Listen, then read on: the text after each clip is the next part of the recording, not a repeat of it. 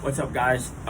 Thank you guys so much for coming on the channel. Listen up. I have three new books coming out. Number one is the video analysis book. That is basically the bread and butter of what I do. I do video analysis for players. So basically, quick breakdown of what I do is you send me your video of your games. We go over it together. Simple as that. And you might say, oh, I don't need to do that. I can just watch my own games, whatever. But you don't necessarily know how to watch your own games. That's what I'm here for. I'm here to teach you. I'm here to teach you how to watch your own game so you can get everything you need out of it, and then you can build a training process around the video that you just saw. Self-evaluation then goes into the training portion of it. So you're outside, you're training all day, you're training 4 or 5 hours a day, and you feel like you're not getting any better. You get a one-on-one trainer. You feel like you're not getting any better. You feel like you're not going anywhere quick. You feel like you're not going anywhere at all. You ask your coach consistently, Coach, what do I need to work on? You should know what you need to work on. By yourself, you should know what you need to work on. I will teach you how to watch your own game film and go and make your own training program. You don't need a trainer. You don't need anything like that. Now, that is a part of it. You could have a trainer. You could have, another coach or whatever. But I want you guys to be self-reliant. I want you guys to be able to look at your own film and see what you need to work on for the week, right? So that's what I do. This video for me is super important because it tells you guys where I come from, why I do what I do. And it's very simple. I come from a background of change. I come from a background of change. I moved a decent amount as a kid, from Florida to Georgia to Minnesota to Illinois to San Antonio to Atlanta to Germany. I've been all over the place, right? So what I had to figure out was, how do I become self-reliant? How do I take control of my own career? Whether that's at a young age, at 15. At 14, I went over to England. At 15, I ended up playing at a boarding school. So I had to figure out, how do I do this on my own? How do I do this on my own? And so what I realized is I need to be able to first evaluate myself. You have to be able to evaluate yourself, number one, right? You have to be able to evaluate yourself. And what I mean by that is, after a game, how well did I play? After a training session, how well did I train? Am I eating correctly? Am I sleeping correctly? Am I reading the correct material? Am I watching the correct things on YouTube and Instagram, etc.? Right? Like, you have to be able to self-evaluate. You have to understand where you are, because if you don't know where you are, then the goal doesn't matter. The goal doesn't matter, because how far away are you? I want to be a pro. How far away are you from being a pro? I want to play for the U18s. How far away are you from playing for the U18s? Where do you stack up? Whatever you need to do, whatever that is, whether that's a color-coded chart or if that's numerical or whatever, I don't know what it is, but you need to be able to self-evaluate. The highest form of self-evaluation is video analysis. Okay? I'm watching myself on the video. There's no one else involved. It's just me watching the video. There's nowhere to hide. There's nowhere to hide. It's on video. You can't go in and change the video of the game. You can't go and change how the game ended up, right? So that's the highest form of self-evaluation. That's what I realized on my journey. So picking my journey up, I started playing soccer when I was 4, right? I started playing actually here, where I am now, is where I started playing soccer, here in Jacksonville, Florida. I actually started in St. Augustine, but geographically it's the same thing. But this is where I started playing soccer, at 4 years old. At 4 years old, I started playing soccer, right? And from a young age, I really enjoyed the sport. I really enjoyed running around. I had a lot of energy, so I played soccer. Very simple. I tried other sports. I tried baseball, basketball, football, all that stuff, right? And I enjoyed it. It was all good, but nothing compared to soccer, because I literally was able to feel like I was fit. You know what I mean? Like, I felt like I was a fit and healthy. I felt like I was fit and healthy. I played baseball for a little bit, and I hurt my knees a little bit, and I just didn't feel fit. I tried to come back to soccer, and my lungs were just gone. So soccer was always the fit for me. Soccer was always the fit. So what happened was, from 4 all the way to 10, I played soccer. We ended up moving. We moved to Georgia, and I started playing at a higher level. I ended up playing at a higher level. I played with a better team. We had Daniel Johnson on my Instagram Live not too long ago, and that's when we met. So with that, I moved up a level, right? And when I moved up a level, I realized, I'm pretty good at this. I'm actually a decent player. So it kept coming from level to level to level, right? So we ended up moving within Georgia. We moved to another team, a better team. We moved up, right? So my whole life is just about leveling up, right? And getting to better teams, getting to better clubs, and that's what happened. So I moved from Florida to Georgia. Was in Georgia for 5 years. Then we moved to Minnesota to a boarding school, right? And right before we moved to Minnesota, I actually went to England, and I actually had a trial there in England with Sheffield Wednesday, a team that was formerly in the Premier League but dropped down into the Championship. So I was lucky enough to go there, and I saw what it took, right? I saw what it took, and that's the key. Where are you, and where do you need to go? If you want to be a professional footballer, and you're not training with professionals, then you don't have that gauge, right? When you see yourself on the field with pros, which I was able to do in England, get on the field with pros and see sort of where you are physically, mentally, emotionally, right? So you have to understand those moments. You have to understand that, where you are and where you want to go. You have to see that. Now, if you can't get on with pros, there has to be other ways. There has to be other ways that you self-evaluate and see where you are, right? We all have goals. We all have dreams. We all have a place that we want to go. But where are you? Where are you, and how long does that take? What is the cost? How much do I have to work? What are the things I need to work on? These are all things that you need to understand to get to that next level and to get to the level that you want to get to. So I went to England, and I was able to train with a professional team, Sheffield Wednesday, formerly of the Premier League, then dropped down to the Championship, still big time level. And I saw where I was, right? I saw where I was. So I came back to the U.S. and I was like, okay, it's time to get to work, right? Time to get to work. And it was good. It was fine. Worked hard, did decently well. And now that I was in Minnesota at the boarding school, I was with a lot of very good players at the U16 level. I was 14 at the time. Just turned 15. When I got back from England.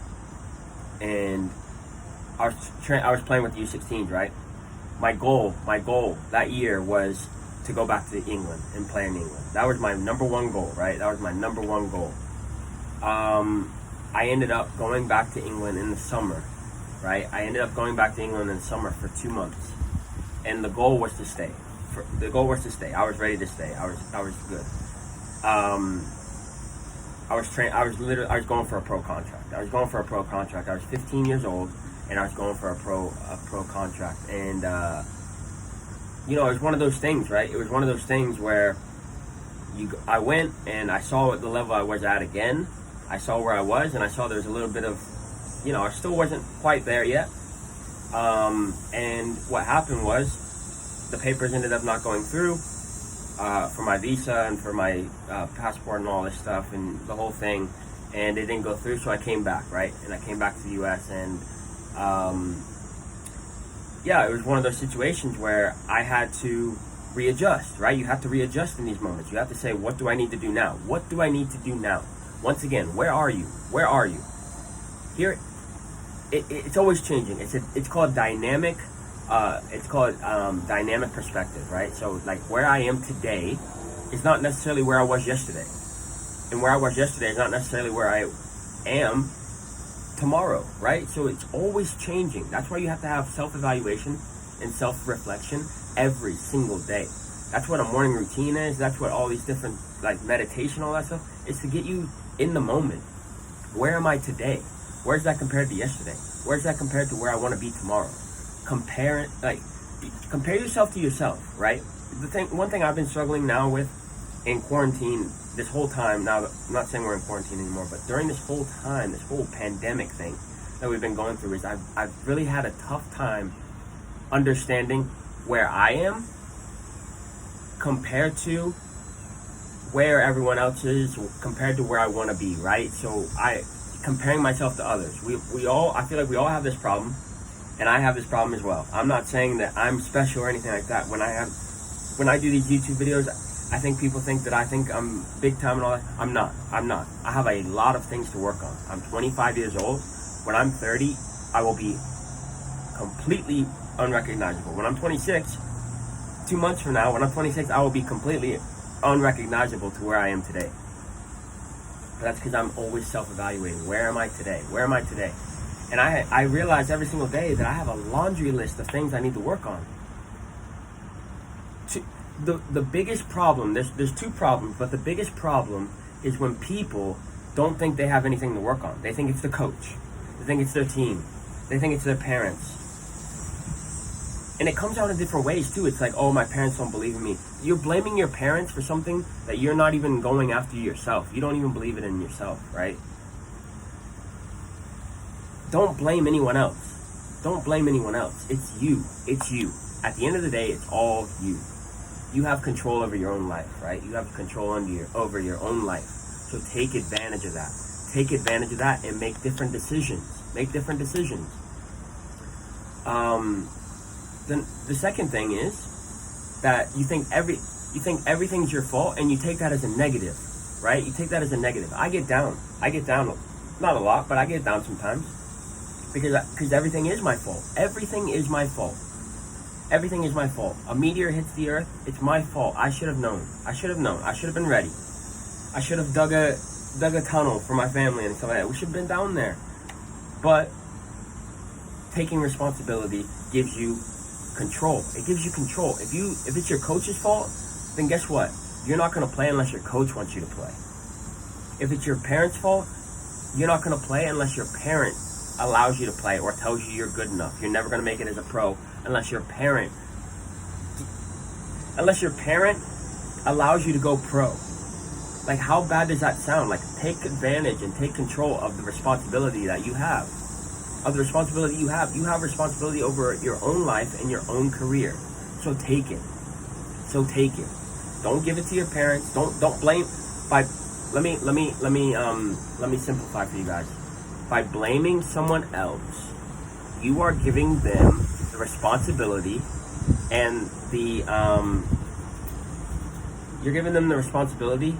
and you're giving them control over that situation, right? So by blaming someone else, by blaming your coach, by blaming your mom, by blaming your dad, by blaming your team, you're giving every single one control over your own ability, over your own happiness, and your overall emotions, right? So by blaming someone, you're giving them control over you. You're giving them control over you. So you have to understand what you're doing in this situation. Stop blaming people. Not for them. I don't care about how they feel. I care about how you feel. I don't care about them because I'm not talking to them. They're not watching this video. I don't care about them. I'm not saying don't blame them because that looks bad on you, or don't blame them because it'll make them feel bad. I don't care about that. By blaming them, you're giving them control over your own emotions, over your own happiness. So don't do it. But back to my journey. Back to my journey. I came back from England and I was motivated because I knew where I needed to go. I knew where I needed to be, right? I knew where I was and I knew where I needed to be. So I came back, I was motivated. That's when I started waking up at 4:30 every single morning, right? For 4 years I did this. For 4 years, I woke up every single morning at 4:30. Got down to the indoor. We had an indoor facility in Minnesota. Got down to the indoor facility. I walked a mile there. Got to the indoor facility, and I put in the work. Guys, when I tell you, your sessions don't need to be longer than an hour. I know because I had sessions longer than an hour. I had sessions 2, 3 hours at a time sometimes.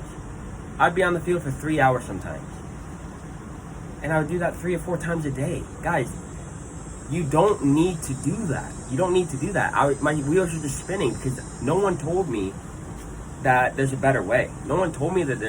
They just said, work hard and achieve your dreams. That's what everyone told me. Work hard and achieve your dreams. And I said, so it must be a relationship. So if I work hard, then my dreams will come true. That's what they told me. So I said, the harder I work, the more likely my dreams are to come true. That's not true. That's not true. That's not true. Work hard and achieve your goals. They don't tell you. Work smart. Work hard, work smart, achieve your goals. Work hard, work smart, achieve your goals. But then they don't even break that down. How do you work hard? What is hard work? And I'll do another video on that. What is hard work? What is smart work? What are your goals? There's a lot in there. It's 3 steps, but there's a ton in there. There is a ton. Hard work, smart work, achieving your goals. You have to have goals first. If you don't have goals, then none of that works. Some of you guys are working hard with no goals. So what are you doing? What are you doing? What are you doing? Some of you guys work hard and you have goals, but you don't work smart. So guess what? You're not going to make it. You're not going to make it to where you want. Some of you guys work smart, but you don't work hard. You're not going to achieve your goals. You got to have all 3. You got to have all 3. The key, though, for me was I worked very, very hard, but I was also very self-reflective. I was very self-reflective. And I always wanted to know whether what I was doing was correct, right? So what I had to do was every single day I had to take inventory on what I did, right? So today I worked on passing, long-range passing, and I did a little bit of fitness. Okay, great. How do I feel? How was my long-range passing today in training? How good was my long-range passing in the game? How was my fitness in the game this week? Right? So then I need to adjust. I need to adjust what I'm doing, right? It's very, very simple when it comes to that kind of stuff because you have to be self-reflective. You have to ask yourself the tough questions. Is this actually working? Do I feel good? If I don't feel good, then maybe I need to tone down my sessions a little bit because I'm too tired for training. Self-reflection. Some people, they work hard, and I've talked to a couple of you guys, but you work hard and you feel bad and you think, oh,